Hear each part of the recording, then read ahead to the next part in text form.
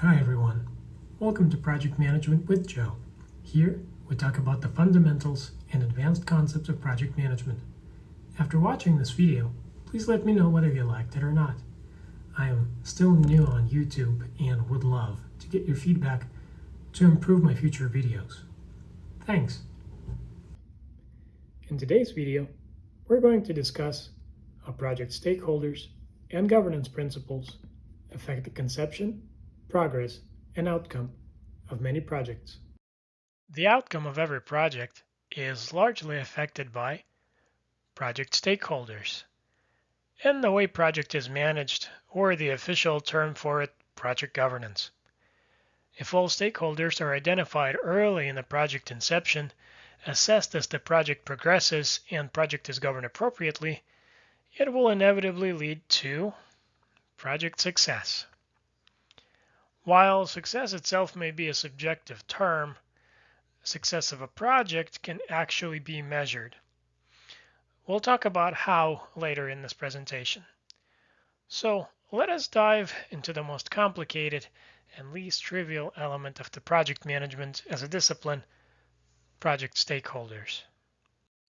Project management body of knowledge, also known as PMBOK, defines project stakeholder as an individual, group, or organization who may affect, be affected by, or perceived to be affected by a decision, activity, or a project outcome.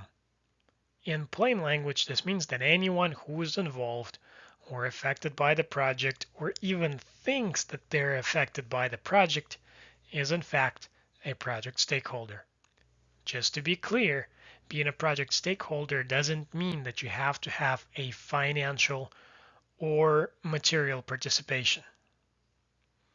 Depending on who is project stakeholder and how they are affected, they can be categorized by internal, external, having high or low influence on the outcome of a project.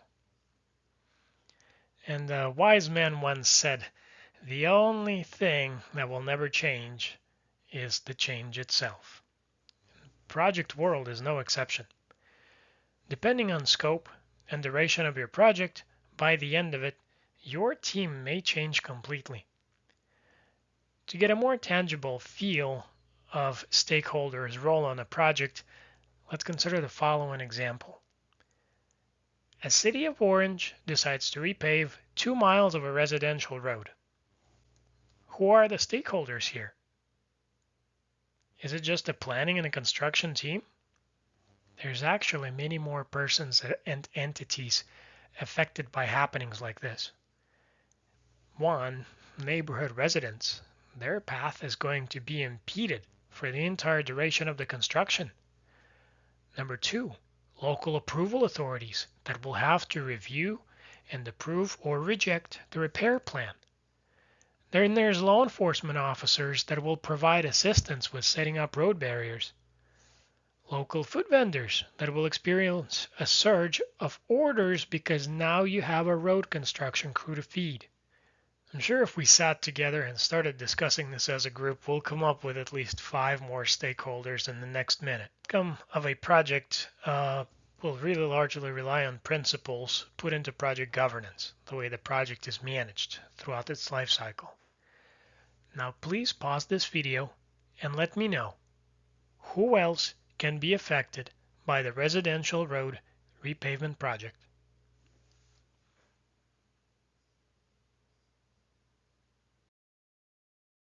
Now let's try to group our project stakeholders by power and interest. Our bottom horizontal axis represents level of interest that a project stakeholder can exhibit at a certain point of project. Some stakeholders may be highly interested in the inception stage and then lose all their interest after the project, which will make them move around the squadron from one square into another and then back to their initial one. Our vertical axes represent power, with 0 meaning that they have no effect on the outcome of the project, and 100 being absolutely in charge, that ultimate source of power. They're the big boss.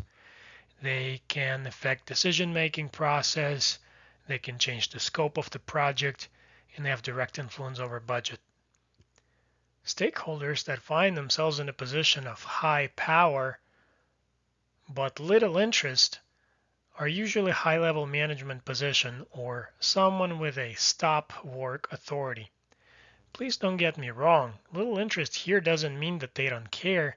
They simply do not have a lot of time to devote to your project. As an example, this can be your company's CEO, chief safety officer performing site inspection, and many other roles. It is your job as a project manager to keep them satisfied. Give them information that they ask for and provide a well-rounded summary. It is very important to know what their level of awareness is and to tailor your presentations and briefings. Now, the following category is a very important one, so I need you to pay extra attention to it. This is someone in a position of high interest and high power in your project. They can affect the scope, the funding, the timeline. They can start, stop projects. They can do anything. Single source sponsors and sometimes paying customers can find themselves in that position. I cannot stress enough how important it is to keep the communication bridge open with these stakeholders. As a project manager, you have to keep them well informed throughout the stages of your project. Activate your soft skills and try to understand how project progress is making them feel. Good progress and numbers are generally good news, but if your high power and high influence stakeholders do not feel like they're getting all the information, the consequences can be less than desirable. So please take extra time to collect project data, analyze it, and tailor it to the requirements of your VIP stakeholders. Next one up in the queue is someone with very high interest but very low power. Low power, low interest stakeholders are not likely to be your number one crying shoulder when things go wrong, nor will they fight for you in the court of law. Identify your least interested party in advance, provide them with information as necessary, but do not stress over them more than you need to. You have bigger fish to fry right here in the top right quadrant. Now, what about the folks with high interest but very low power? That's your keep informed quadrant. Those are your champions. They have no power to affect the outcome of the project. However, they'll fight tooth and nail for you in the budget meetings, obtaining licenses, and other events where they can demonstrate their commitment to you. Befriend these people and or organizations and keep them very well informed of the current and future state of things on your project. As you can tell, in 3 out of 4 categories, conveying accurate and timely information is critical for your project success. This points at the importance of communication as your core skill as a project manager. Now let's take a closer look at the makeup of a project. PMBOK defines project as a temporary endeavor with a beginning and an end. It must be used to create a unique product, service, or result. Think of a project as a box of contents, and the contents of this box depends on the nature of the project, corporate culture, and the project charter. As we have already learned from the previous slide, project stakeholders is everyone who is directly or indirectly affected by the project scope, budget, and timing. We also talked about different groups of stakeholders, some with greater power but little interest, and not much power, but the ones that will root for you even on the darkest of days. If you are working on a project that is directly sponsored by your customer, it is extremely important to invite your customer in all stages of the project lifecycle. Make sure to incorporate Customer Interaction Plan, also known as Customer Relationship Management section, in your project charter. As a project manager, you'll have to make sure that project governance practices do not conflict with project relations. If you're a project manager in a projectized organization, portfolio manager is your supervisor. You may be in charge of 1 or even 10 projects, but your portfolio manager has to receive metrics and analyze data from dozens or even hundreds of the ongoing separate efforts. It is uncommon for the portfolio manager to request high level of detail from you as a project manager. Depending on your relationship, your boss may or may not just ask for the bottom line. Are we on time, on budget, and/or on schedule? And if the answer is yes, their attention will shift elsewhere. Now, program manager leads group of portfolio managers and sometimes individual project managers depending on the scope and budget of the project. Although their job description and duties can vary greatly depending on their organizational structure, and you can learn more about the organizational structure in this video. Same program managers can have a tremendous power in defining project governance standards and best practices. They set the pace in your organization and are primarily concerned with long-term goals. They thrive on your feedback, so do not hesitate to share with them. Reporting directly to the project manager is your chance at demonstrating your project management skills and scoring some recognition. Operations managers can find themselves in any of the 4 quadrants of our project stakeholders matrix previously viewed.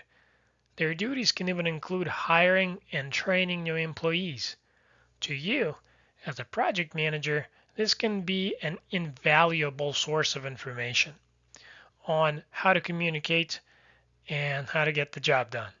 Sellers are on the forefront of the customer relationship frontier. They seek new leads, work with returning customers, and close the deals. Although sellers have almost no power over changing project governance, they can directly affect the number of projects, meaning your and your teammates' workload. More sales equals more revenue equals more projects. And if you found yourself in a functional organization, functional manager will do most of the project work. They will likely generate project charter, conduct a kickoff meeting, and only then assign you as a technical monitor. In a functional organization, and we talk about those in this video, project managers have very little authority and very little resources at their disposal. In an organization like this one, you become a project stakeholder with low power and low influence, but high interest. And if you want to learn a lot about being a project manager, I strongly recommend that you explore employment opportunities in other projectized organizations. So, not all project stakeholders are innocent bystanders, and believe it or not, some of them actually do project work. Stakeholders involved in the project lifecycle make up project team. Project teams can vary greatly depending on the nature of the project. More often than not, you'll find yourself as a project manager, fully equipped to wrangle project stakeholders and lead them toward success. Then you have staff members, who can be anyone responsible for completing certain parts of the project, from accountants and carpenters to ship captains and, believe it or not, astronauts. Scope of the project can give you an opportunity to work with people that you have never met before. In my organization, I encounter this kind of interactions very frequently. But how do you go about assessing project stakeholders and assigning work? Let's take a closer look at the project governance. The origin of word governance comes from ancient Greek noun kubernan, which translates into modern English as the steerer. As a project manager, you can improve almost every aspect of how the project is governed. If the old rules and best practices no longer work, you can always try something new. Now let's take a closer look at how PMBOK defines project governance. Project governance enables organizations to consistently manage projects and maximize the value of project outcomes and align projects with business strategy. Plain language, if you follow the standards and contribute to lessons learned, you'll have smooth sailing in many projects ahead of you. Let's take a look at a couple of things that can be managed using project governance tactics and strategies. Framework, for example, gives you your right and left limits on the project. Creating an organizational chart will help you define how information is flowing during a project lifecycle and who has the approval authority. Project lifecycle chart shows important milestones and transition points along with deadlines. Stage gates are key points in project lifecycle where work complete is being evaluated, corrections are made, and future of the project is addressed. Stage gates are also known for their extensive analysis, performance reviews, and where the project is assessed holistically. Change notice is what we call situation when corrections need to be introduced to the project. A good practice is to document your change notices. A well-implemented change notice can save lots of time and money for you and your team in the long run. Understanding roles and responsibilities in the project is extremely important if you want to properly put your project stakeholders in the correct quadrant of the project stakeholders matrix. Following comes communication network. As a project manager, you have access to many pieces of information. The ability to understand who needs to know this information and what format to present it is largely governed by the communication network. From email addresses to phone numbers and IM chats, you have to understand what works best for each stakeholder.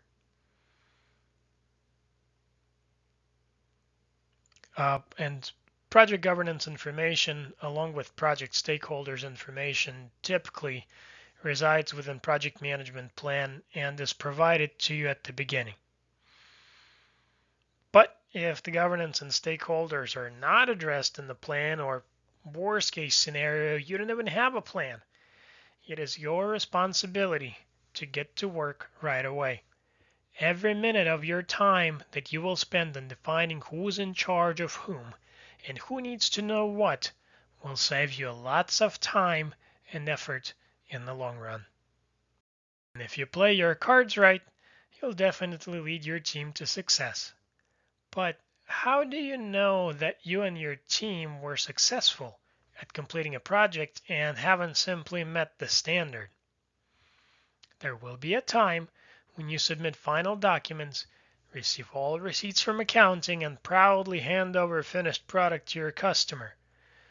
If the time permits, in the break between projects, sit down and try to analyze your past performance. You can always use project management plan as a reference frame. I promise to go into depth on project management plan in my future videos. This is a complex but very exciting topic. And for some reason, if you didn't have a project plan, just use the following criteria from this video. You got to look at completion on time, operations within predefined risk matrix, quality of the finished product. However, if you do have your project management plan, I strongly recommend that you grab your planned costs and time schedules and compare them to the actual factual recorded number. Look at how planned days compared to the actual days. If variances are small and infrequent, well, congratulations. You must have dedicated a ton of effort to keep things running smoothly. In case when variance is large and consistent, and it's not obvious why, try referencing any available piece of documentation that supported activity at which slowdowns occurred. As a project manager, you will always be part-time businessman or a businesswoman, part-time engineer, part-time lawyer, and definitely part-time Sherlock Holmes. Employ these skills to assess past information and prepare for future challenges. Now, doing the investigative work upon project completion will beef up your root analysis skills and will help you foresee project hurdles and slowdowns in the future. So when the time comes to draft another project charter, you'll have a valuable, qualified data and will guide project charter in a manner to avoid mistakes of the past. Use your findings and rationale of the past assessment performances to set realistic goals for your most beloved project stakeholders, your team members. Try pushing too hard to close to the deadline, and you're basically asking for your team to lose their steam right before the finish line. Be too lenient for the first 3/4 of the project, allow delays, use up all the slack, and expect 16-hour days for the remaining quarter of the project. There has to be a balance. And no one, and I'll say it again, no one knows more about where the balance is except for you. You are empowered by the information and analytical skills. Because of that, it is your responsibility to use these powers for the greater good. We talked a lot about different flavors of project stakeholders, project communication network, and project governance. Let's try to summarize in a few brief key points how you can improve your skills as a project manager. Find out who are stakeholders for your project, place them in the appropriate category of the project stakeholders matrix, and ensure that they remain as informed as they need to be to drive the work to completion. You may have inherited a project with a broken communication network or simply haven't had a chance to chart one before the project started. Take your time. No matter how early or how late in the project lifecycle you are, and rebuild those bridges. Smooth flow of information will reward you greatly in the long run, and your communication skills will drastically improve. Now, don't be afraid to take a hard look at the way things are going and introduce tweaks to improve the process. Revising your project governance plan even slightly can yield better accountability, improve change notice process, and will improve your confidence in team's capability. And no matter how long the project, please always set aside a day or even few hours and spend much needed quality time with your teammates. Note what went well and lessons learned. Celebrate. You worked very hard to get to completion. And if you did well, there will be many more exciting opportunities ahead of you. Thank you so much for watching this video. I mentioned a few other lectures. Here are the links to them. These lectures are absolutely free, and if you're hungry for more, feel free to binge. Please let me know what other project management topics you would like me to cover in the future videos. I am eager to change my content based on your requests. Thanks again, and I'll see you in the next video.